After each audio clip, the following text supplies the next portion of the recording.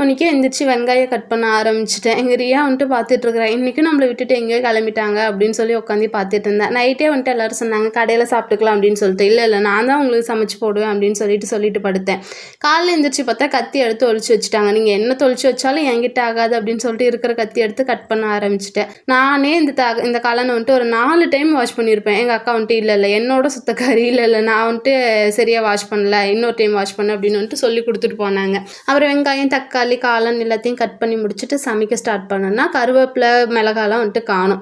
அவர் போயிட்டு நம்ம வீட்டு தோட்டத்திலேயே பச்சை மிளகாலாம் பறிச்சுட்டு வந்துட்டேன். அம்மாவுக்கு வந்துட்டு எல்லா ரெசிபிக்கும் வந்துட்டு கருவேப்பிலை போடணும். அப்போ தான் அவங்களுக்கு ஒரு சாட்டிஸ்ஃபைடு. அவங்க சாட்டிஸ்ஃபைடுக்கு ஒரு கருவேப்பிலையும் பிச்சுட்டு வந்து போட்டு சமைக்க ஆரம்பிச்சாச்சு. நான் உப்பு போட, எங்கள் அக்கா உப்பு போட, உப்பு பத்தலைன்னு போட்டு ஒரு 10 டைம் போட்டிருப்போம். ஃபைனலாக எப்படி இருக்குன்னு தெரியல. சாப்பிட்டு பார்த்தா தான் வந்துட்டு தெரியும். அதுக்கப்புறமேட்டுக்கு தட்டு வாங்கிக்கலாமா அப்படின்னு யோசிக்கும் போது நம்ம வீட்லேயே மரம் இருக்குது, எதுக்கு வேறு தட்டு வேறு வாங்கணும் அப்படின்னு சொல்லிட்டு இலையை கட் பண்ண போயிட்டேன். டாமியோரை வந்து கேட்டுட்ருக்குறேன் எங்கே போகிறீங்க அப்படின்னு சொல்லிட்டு. அப்புறம் சமைச்சு முடிச்சுட்டு பேக் பண்ணிவிட்டு கிளம்பிட்டோம். காரும் வந்துடுச்சு.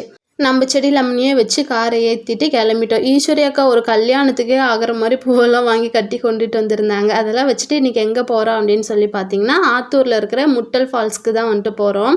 ஃபஸ்ட்டு பார்க் விசிட் பண்ணி சாப்பிட்டு போயிடலாம் அப்படின்னு சொல்லி பார்த்தா சாப்பிட்றதுக்குனே ஒரு கூடாரம் கட்டி விட்ட மாதிரி வந்துட்டு வச்சுருந்தாங்க. சாப்பிட்டு முடிச்சுட்டு ஆதிலாம் வந்துட்டு பறக்கிற ஊஞ்சலில் எனக்குலாம் தலை கிருகிருன்னு சுத்தம். அதனாலேயே சின்ன வயசுலேருந்து நான் எந்த விளையாட்டுமே வந்துட்டு விளையாட மாட்டேன். அப்புறம் விளையாட்டெல்லாம் விளையாண்டு முடிச்சுட்டு ஆதி என்னை விடுங்க அப்படின்னு சொல்லி கத்திட்டு இருந்தா. சரி அப்படின்னு சொல்லிட்டு பார்க் முடிச்சுட்டு ஃபால்ஸ்க்கு வந்துட்டு கிளம்பிட்டோம்.